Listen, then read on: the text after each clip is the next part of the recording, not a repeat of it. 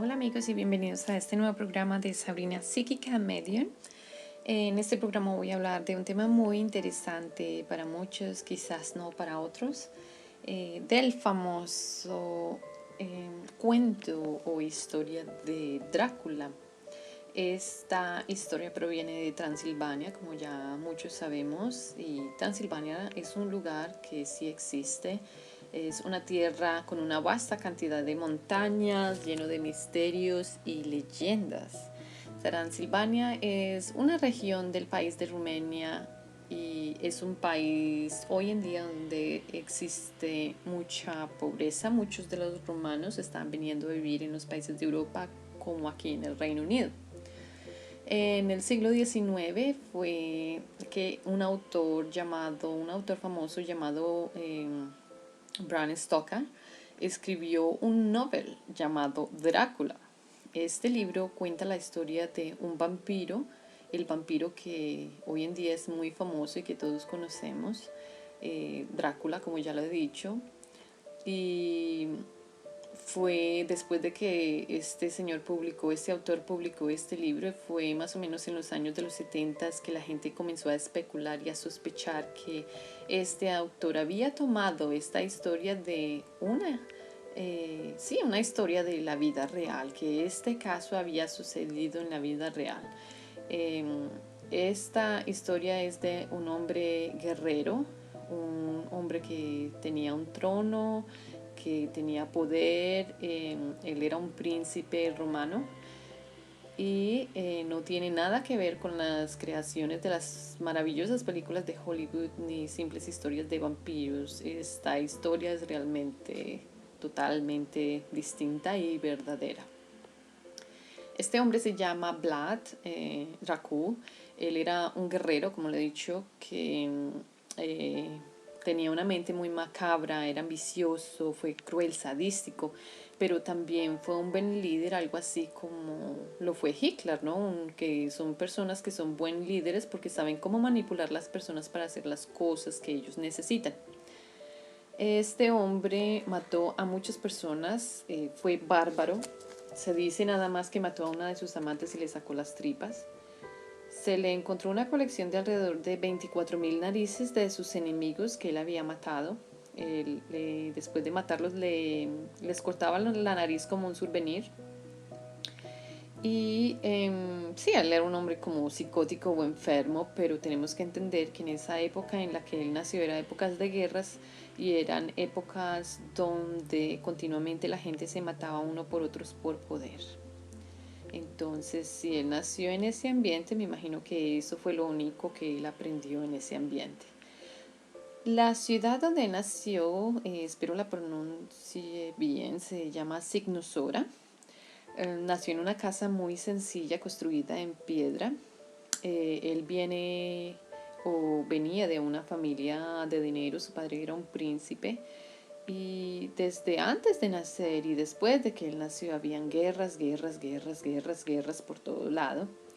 Y esto se puede comprobar ya que la ciudad donde él nació, en ese tiempo era un sitio pequeño, pero esta pequeña ciudad estaba toda cubierta por su alrededor de paredes, estructuras de piedra que se decía que protegían a la ciudad, ¿no? La protegían de los enemigos. Drácula vivía dentro de estas paredes desde que él era muy chiquito, pero la mayoría de las personas que vivían en estas paredes, en su mayoría eran sajones. Los sajones son provenientes de los ancestros alemanes y estos sajones habían inmigrado a Transilvania más o menos en el siglo XII para trabajar como comerciantes y artesanos. Estos sajones tenían muchos privilegios, más privilegios que los propios romanos que vivían en esa época, en esos tiempos. Y se les conocía en sus características humanas por ser gente muy avarienta, todo era dinero y hacían dinero a las costillas de las personas, así fuera como fuera. El padre de Vlad Drácula era un príncipe romano, como ya lo he dicho, el cual hizo un trato con los sajones, y este trato fue el que le permitió a él y su familia quedarse dentro de las paredes de los sajones para así estar protegido. En ese tiempo, esta ciudad era una ciudad muy segura, exactamente por eso, porque los sajones la estaban protegiendo. Pero por fuera de eso habían guerras, muertes, tragedias, de todo. En el año de 1447, el padre de Vlad fue asesinado para robarle la corona, el trono. Vlad se escapó y viajó hacia el norte de Rumania y juró que algún día volvería a estos lugares para vengar la muerte de su padre y tomar lo que le habían robado. Él se fue a vivir a el famoso castillo de Drácula que conocemos, a pesar de que hay varios castillos en el que él vivió y construyó. Y fue desde ahí que la historia comenzó a crearse. La historia de Drácula comenzó a crearse y Vlad empezó a crear también su venganza para así obtener nuevamente lo que le habían robado. En 1456 fue cuando Vlad nuevamente tomó el trono. Entonces fue en estos tiempos donde él empezó a tomar control del pueblo, y él lo hacía para seguir su tradición de su padre. Su padre era considerado como el caballero guardián del dragón, Drácula, como su apellido lo decía.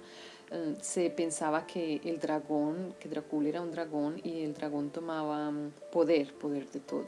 Este dragón también en mucha simbología tenía una conexión con el diablo. En esos tiempos no sé qué ideas tenían, y bueno, realmente esto fue lo que leí. Así que cuando Vlad volvió a obtener el poder, él siguió, como ya lo dije, siguió nuevamente con la tradición de la familia para obtener poder y manipular el mundo. Drácula o Drácula se le consideraba como el hijo del demonio.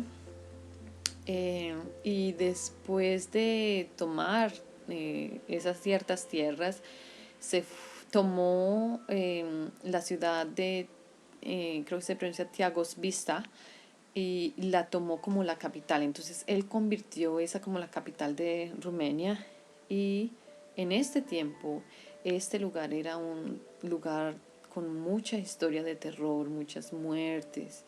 Y después de que Drácula, Vlad, llegó a vivir a esta ciudad, aún hubieron muchas muertes, porque fue ahí donde él cometió uno de los crímenes más aterradores en esa historia. Este lugar, si ahora le llaman la capital, como lo dije, no era un lugar tranquilo, y habían muchos enemigos caminando por las calles, enemigos de Vlad, y él sabía que en cualquier momento él podría ser asesinado, por lo cual siempre él estuvo pendiente de cualquier truco, cualquier cosa que le hicieran. Si lo iban a envenenar, él hacía que sus criados o sus sirvientes tomaran o comieran primero la comida antes de dársela a él, para comprobar que no estaba envenenado. Él no quería que lo mataran igual como mataron a su padre. Era ese tiempo en esa tierra donde él vivía, era una época de yo te mato o tú me matas. Entonces era una época con mucha violencia. Todo esto era simplemente porque querían poder, querían tomar el poder, el control absoluto de todo. Él era un enemigo número uno para muchas personas, y él también tenía muchos enemigos, y uno de los enemigos que era el número uno en su lista era el grupo de las personas que habían matado a su padre, y que él había jurado vengarse de ellos, y así lo hizo. Él los mató uno por uno, y era un grupo muy grande de personas. En 1457 dice la historia que en una Semana Santa, más o menos, dicen que fue en el 7 de abril, él invitó a estos enemigos que habían matado a su padre a una cena para hablar de negocios o de poder o algo así. Entonces se dice que en ese tiempo era un total más o menos como de 500 personas. No a todos los mató inmediatamente, pero lo que hizo fue tenderles una trampa y prácticamente los capturó y los colgó a todos incrustándoles un palo por el medio del cuerpo. El palo se los incrustaba por más abajito del ombligo, a otros se los incrustaba en el medio, en el chakra del corazón, y la muerte usualmente por este método era muy rápida, pero habían unas personas que duraban agonizando otros días.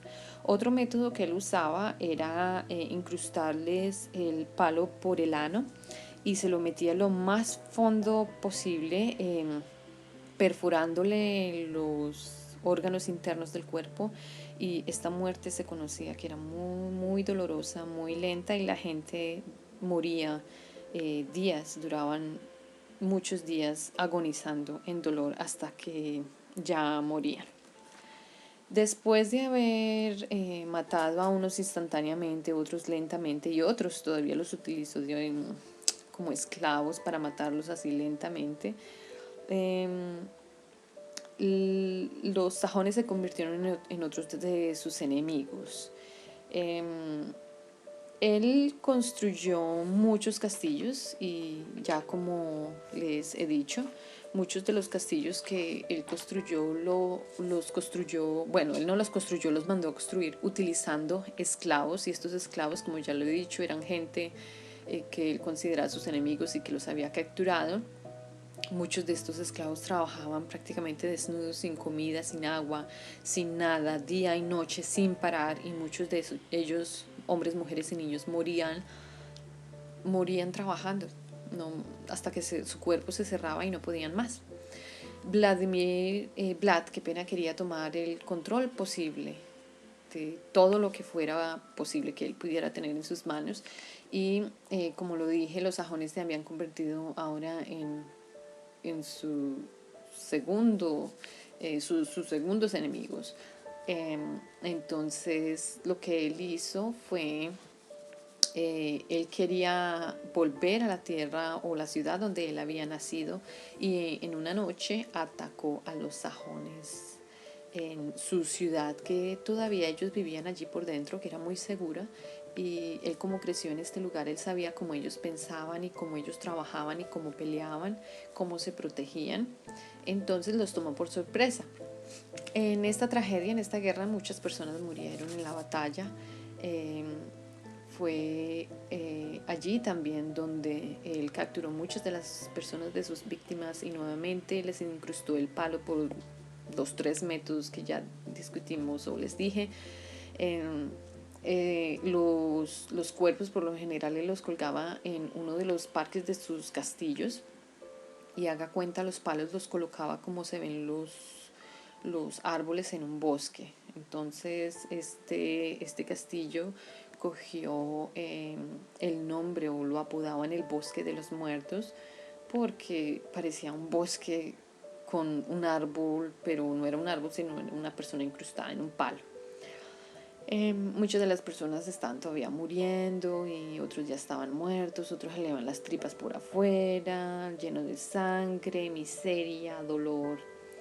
Y fue en este tiempo que los sajones, los que contaban historias en esos tiempos, hicieron un dibujo de Vlad Dracul sentado en una silla, y en una mesa se veía como unos platos de comida, una cena, y él estaba sentado en el parque del Bosque de los Muertos, donde en la foto se podía apreciar Vladimir, qué pena Vlad, no sé por qué lo llamó Vladimir, se podía apreciar Vlad sentado, y los cuerpos se veían colgados ahí al lado de él. Fue muchos años después que esta foto fue considerada como que Vladimir se estaba comiendo la carne y se estaba tomando la sangre de estas personas, estas víctimas, pero la historia dice, no sé qué tan cierta sea, que esto no era así. Él no tomaba la sangre ni comía, ni era carnívoro, caníbal. Ya de cuando Vlad tenía ya el poder, un poder absoluto. Él quería aún más tierras, entonces él se fue por un país muslim en su mayoría, y él entró en guerra con los turcos. Esta guerra duró por muchos años, pero los turcos tenían muchos soldados, muchos más, 3 veces, 4 veces más de los soldados que tenía Vlad, y lógicamente lo derrotaron. Eh, Vlad tuvo que escapar de del castillo, y ese castillo donde le llamaban el Bosque de los Muertos. Los turcos, cuando ellos entraron al castillo, eh, estaban, muchos de los soldados quedaron tan traumatizados con las cosas que vieron, de las personas que estaban muertas allí y otras agonizando, que muchos de ellos abandonaron el ser soldados, no querían ser soldados nomás, volvieron a casa, y los que se quedaron para pelear en contra de Vlad. El combate, como ya le dije, duró por muchos años, y fue ya mucho tiempo después, pero años después, que Vladimir fue asesinado en combate.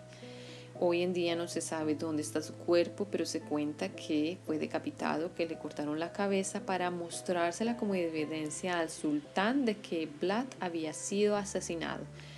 No se sabe dónde está su cabeza, o su cuerpo, pero hoy en día los romanos celebran a Vlad como un héroe. El por qué no lo tengo determinado muy bien, pero en Rumania Vlad es un héroe. Bueno, yo considero, en mi opinión, considero que era un hombre que en su tiempo actuó como el hombre de su tiempo, donde era: yo tengo que matar a alguien o ese alguien me va a matar a mí. Era un tiempo lleno de violencia, controversia, de dolor, y lastimosamente era algo que desde antes de nacer y después de haber nacido él vio, y fue parte de su aprendizaje, de su conciencia, y todo lo que veía era poder, especialmente porque su padre y su abuelo venían de una corona. Su abuelo también era un príncipe, y su padre era un príncipe, y él también, Vlad, fue un príncipe. Entonces todo es sobre poder.